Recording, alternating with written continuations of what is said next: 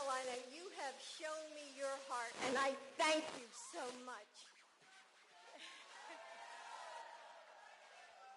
And thank you, Jason, from your time in uniform to your work at the state and federal level to supporting military families and veterans. Few people know this community in North Carolina as well as you do. So thank you for your support for Joe. And I'm glad to be joined by Mayor Sappho. Bill, you know how to build consensus and keep Wilmington moving forward. I appreciate your being here. So it's great to be back in North Carolina. From Camp Lejeune to Fort Liberty to Cherry Point, and through difficult days and times of joy. I've been honored to learn from you and to shine a light on your stories. This is a special community, and you all help keep it strong. 4 years ago, Joe went from being a military father to being commander-in-chief. It's a responsibility he stepped into with pride. Because as Joe reminds everyone, any chance he gets, our U.S. military is the finest fighting military force in the history of the world. Of all the obligations that Joe has shouldered since he took his oath of office, he believes the only truly one sacred obligation is to prepare those we send into harm's way and to care for them and their families when they come home. Joe knows that military spouses and children may not wear the uniform, but they serve our country too.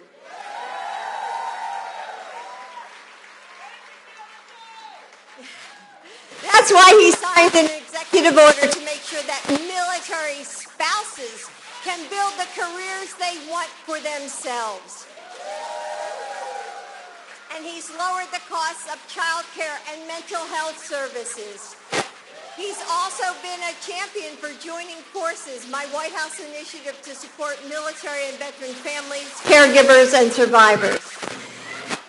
As Commander-in-Chief, that's okay, I'm a grandma.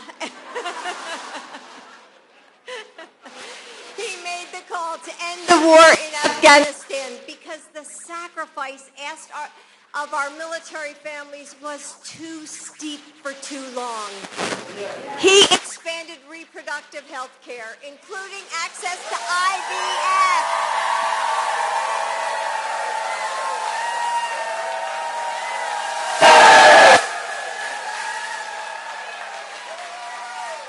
He signed the PACT Act to give all veterans who've been exposed to toxic substances the care benefits that they deserve. As Commander-in-Chief, President Biden wakes up every morning ready to work for you. That's what this election is all about, you. For all the talk out there about this race, Joe has made it clear that he's all in.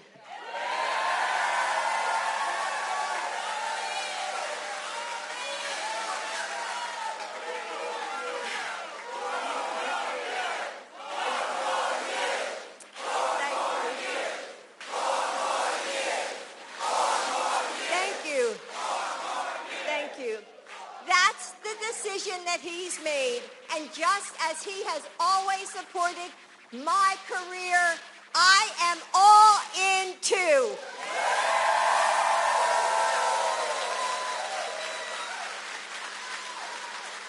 I know you are too, or you wouldn't be here today. And with 4 more years, Joe will continue to fight for you, the military community that we are humbled and proud to call our own.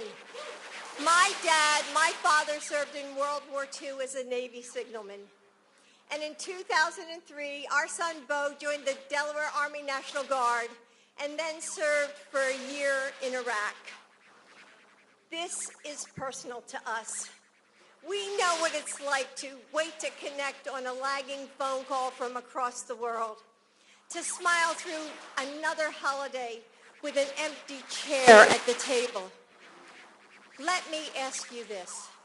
Does Donald Trump know what it's like? He disparages those who sacrifice for this country. His own chief of staff said he called POWs and those who died in war losers and suckers. Yes. Said he didn't want to be seen with injured veterans because it didn't look good for him. It's disgraceful. But it's not surprising. Donald Trump wakes up every morning thinking about one person and one person only, himself. We know what Donald Trump was like as commander-in-chief. He dismissed the military community and diminished America's leadership around the world. And it could be worse this time. He says he wants to become a dictator on day one. He's called the January 6th insurrectionists great patriots. And last week, the Supreme Court ruled that there are virtually no limits on what a president can do. Our democracy cannot withstand a Trump presidency with virtually no limits. Members of our military honor their oath to support and defend the Constitution. We cannot trust Donald Trump to do the same. The military community deserves better. You deserve a commander-in-chief who serves with integrity and wisdom and character. And that's my husband, Joe Biden.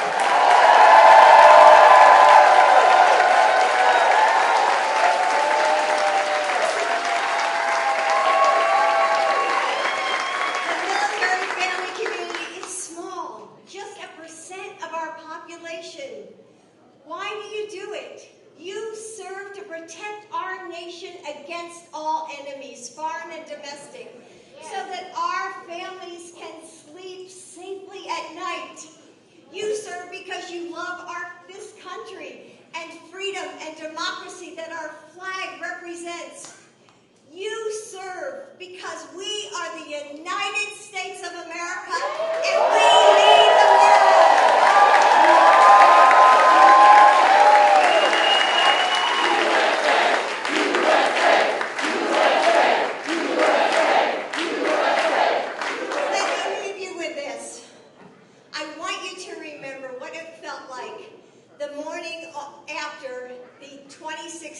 Election when we fell short. Remember that feeling? Remember how you woke up and you said to yourself, oh my God, what just happened? We can't let that happen again. I don't want to wake up with that feeling thinking like, oh, we should have started earlier, or we should have, given more money, or we should have voted. No, we can't take anything for granted. We have to meet this moment as if our freedoms are at risk, because they are.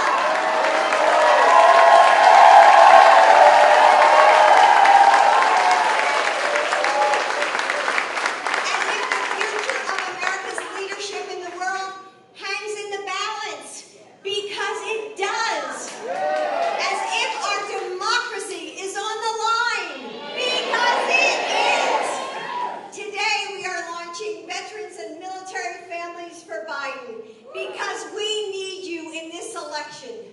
Talk to your friends and your families about what's at stake. Sign up for phone banks and canvassing shifts, and help us make sure that everyone in this community has the ballots they need to vote, no matter where they are stationed.